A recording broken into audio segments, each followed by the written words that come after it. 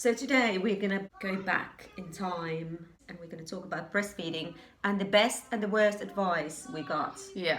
How was breastfeeding for you? Well, I had a good experience. I breastfed until Noah was a year and 8 months. Bloody hell. Yeah. And Wow.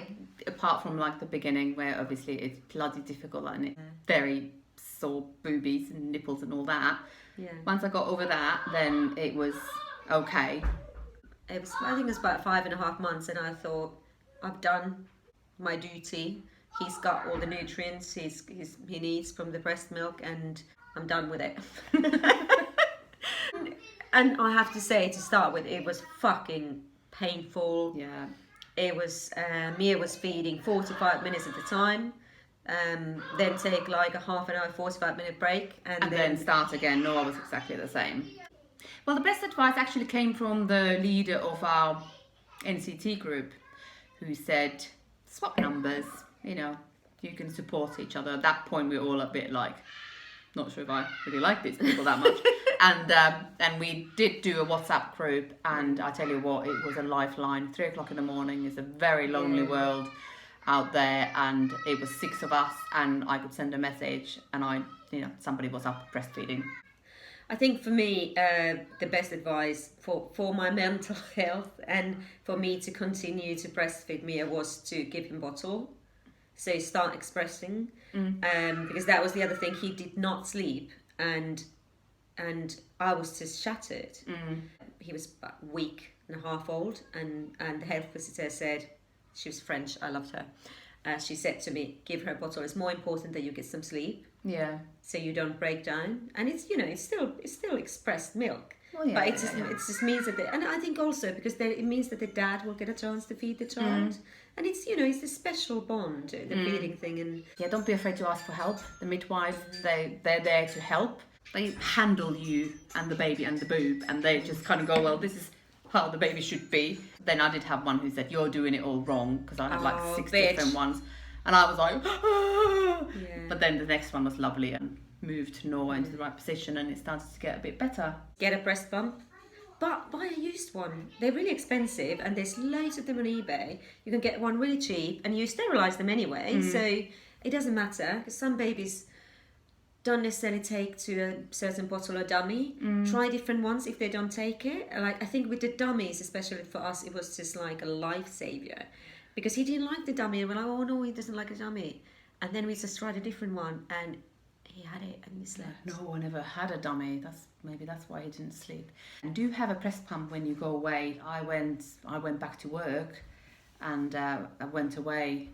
And I didn't have a breast pump because I'd not. Oh my had, God! I didn't. I'd never needed one because he was always there wanting the boob, and I'm there. I'm going, oh my God! And I had to buy one.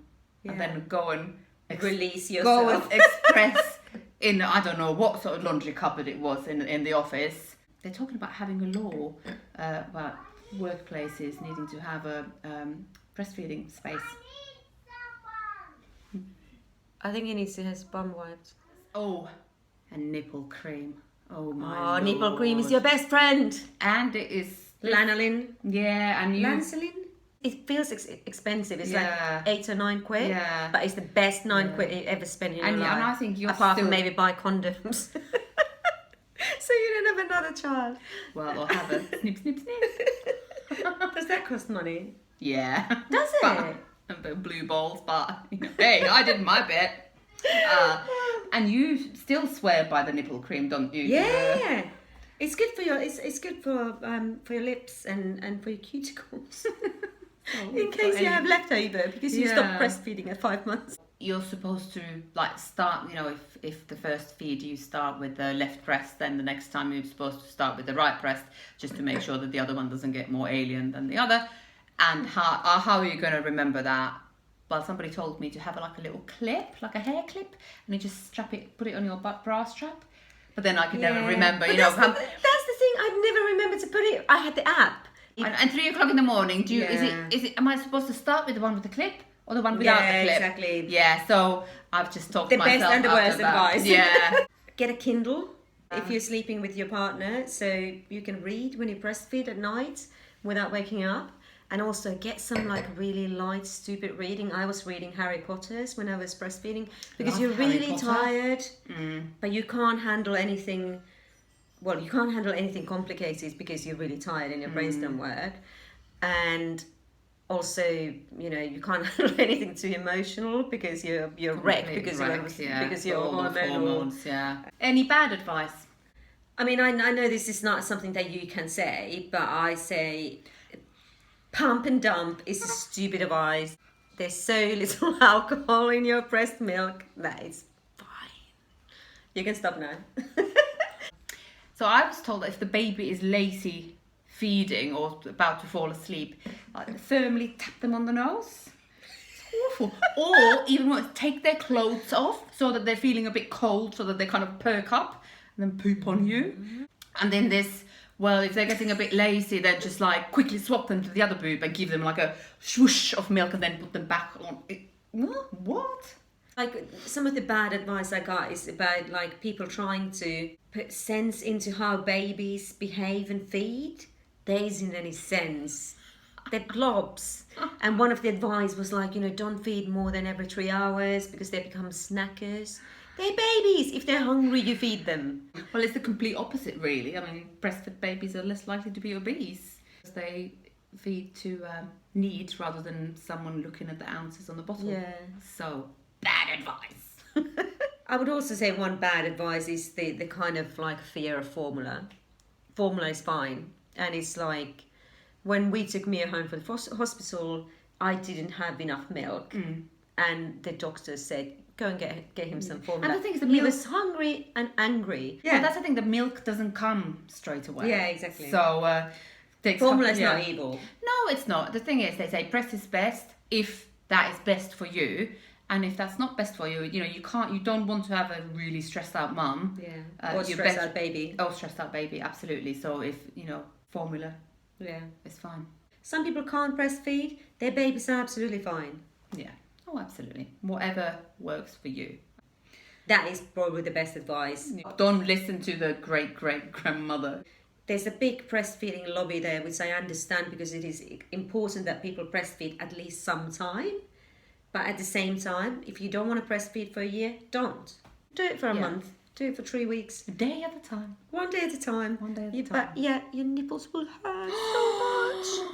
Oh, and they will crack and they will... Oh, boobs will never be the same. But... breast is best. If it's good for you.